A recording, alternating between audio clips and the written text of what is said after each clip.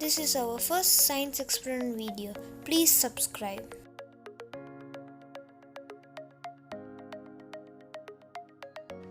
Hi guys, today we are going to do a simple science experiment that kids can do at home. Things you will need: any plastic bottle, rubber band, a toothpick,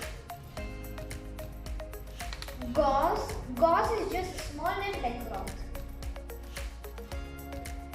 Water and the container.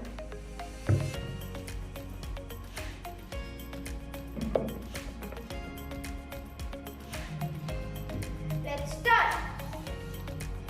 Take the bottle and place it inside a container. Place the gauze over the neck.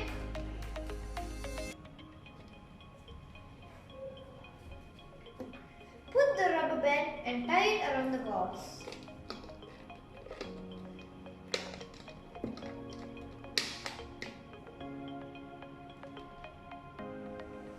Fill the bottle with water.